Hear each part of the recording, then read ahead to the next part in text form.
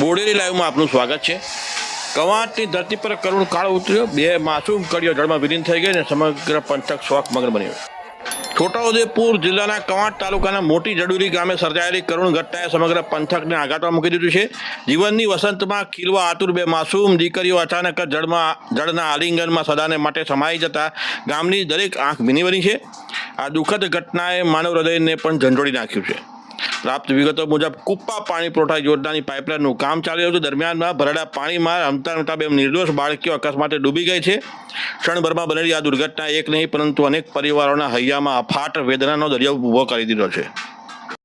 કવાંટ તાલુકાના મોટી જડુરી ગામના બુધારિયાભાઈ વેચાળાભાઈ ભીલની બે પુત્રીઓ અંદાજે 4.5 વર્ષની નીલમ અને 3.5 વર્ષની મીનાક્ષી આ દુર્ઘટનાનો ભોગ બની હતી। બે નિર્દોષ કડીઓના અકાળે ખરેલા જીવનથી સમગ્ર ગામ શોકની ચાદરમાં લપેટાઈ ગયું છે।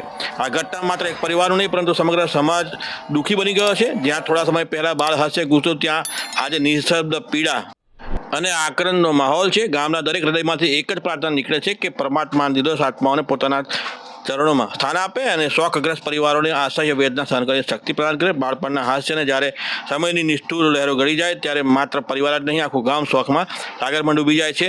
અત્યારે મોટી જડુલી ગામે એ શોકનો માહોલ છે અને કવાંટ ખાતે બંને બાળકીઓને મૃતદેહને લાવવામાં આવ્યા છે અને ત્યાં પણ શોકમગ્ન માહોલ જામ્યો છે। મોટી જડુલી ગામમાં જે ઘટના ઘટી છે એ ઘટના એટલી ભયંકર છે કે અહીંયા બે બાળકીઓની મૃત્યુ થઈ ગયેલ છે। કુપ્પા પાણી પુરવઠા યોજના થકી અહીંયા લાઈન જાય છે એ લગભગ અહીંયા બગલિયા અને વગુમા તરફી લાઈન જવા ના કારણે કંપની વાળાના બેદરકારીના કારણે અહીંયા પાઇપ લીકેજ થાય છે। પાણી અહીંયા પાઇપ તૂટી ગયેલ છે।